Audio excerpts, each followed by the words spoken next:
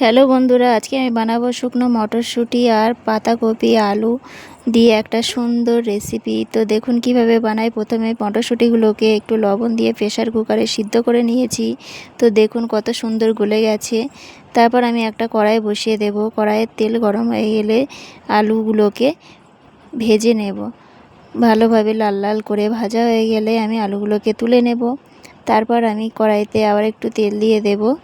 দিয়ে তেজপাতা দেব। তেজপাতাটা দেওয়ার পর দিয়ে দেব একটু পাঁচফোড়ন, দিয়ে একটু নাড়িয়ে চাড়িয়ে নেব। নাড়াচাড়ানো হয়ে গেলে তারপরে দিয়ে দেব একটু আদা বাটা। আদা বাটাটা দিয়ে একটু নাড়িয়ে নেব। নিয়ে দিয়ে দেব জিরে বাটা। জিরে বাটাটা দিয়ে একটু জল দিয়ে দেব যাতে মশলাটা লেগে না যায়। তারপরে একটু হলুদ দিয়ে মশলাটাকে একটু কষিয়ে নেব। তারপরে দিয়ে দেব টমেটো কুচি আর লঙ্কা কুচি, আর দিয়ে দেব পরিমাণ অনুযায়ী লবণ।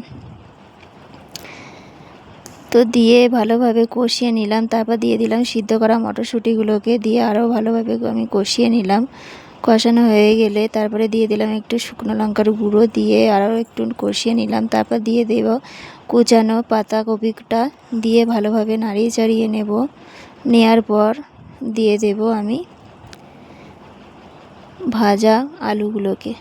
তারপরে ভাজা আলুগুলোকে দিয়ে ভালোভাবে কষিয়ে নেব। তারপর দিয়ে দেব পরিমাণ অনুযায়ী জল, দিয়ে ভালোভাবে সবজিটাকে করে নেব। তৈরি করে নিয়েছি। তারপর ভাজা জিরে গুঁড়ো দিয়ে নামিয়ে নিয়েছি। তো দেখুন কত সুন্দর দেখতে হয়েছে। আপনারাও এইভাবে বানিয়ে দেখবেন, খুব সুন্দর খেতে লাগে। আজ এই পর্যন্ত।